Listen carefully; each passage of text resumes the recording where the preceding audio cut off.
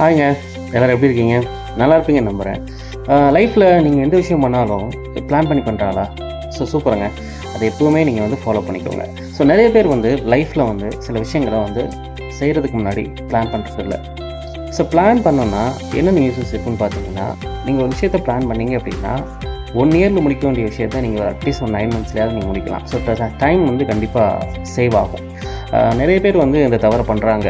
ஒரு விஷயம் நம்ம நினைக்கிறோம் அதை பண்ணணும் அப்படின்னு, பட் அதுக்கான பிளான்ஸ் எதுவுமே யாருமே எடுக்கிறது இல்லை. சிம்பிளாக அதை நோக்கி ஓடுறாங்க. பட் எந்த ஒரு விஷயமும் இல்லாமல் அப்படியே போகிறதுனால அது டிலே ஆகலாம், நீங்கள் நிறைய விஷயத்த இழக்கலாம். எப்போவுமே ஒரு விஷயம் பண்ணுறதுக்கு முன்னாடி நீங்கள் பிளான் பண்ணுங்கள்.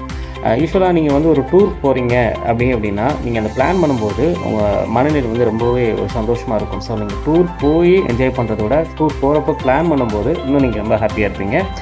அதே மாதிரி எந்த ஒரு விஷயம் பண்ணாலும் பிளான் பண்ணுங்கள். ஃபாரின் கண்ட்ரிஸ்லாம் பார்த்தீங்க அப்படின்னா அவங்க வந்து வருஷத்துக்கு இத்தனை டூர் போகணும், இங்கெல்லாம் பண்ணணுங்கிறத முன்னாடியே அவங்க வந்து பிளான் பண்ணிடுவாங்க. அதை பிளான் பண்ணி அதை அச்சீவ் பண்ணி சந்தோஷமாக இருப்பாங்க. நம்மளும் சில விஷயங்களை பிளான் பண்ணோம்னா சீக்கிரம் அச்சீவ் பண்ணலாம். சரியா? பிளான் பண்ணுங்கள், ஹாப்பியாக இருங்க. பாய்.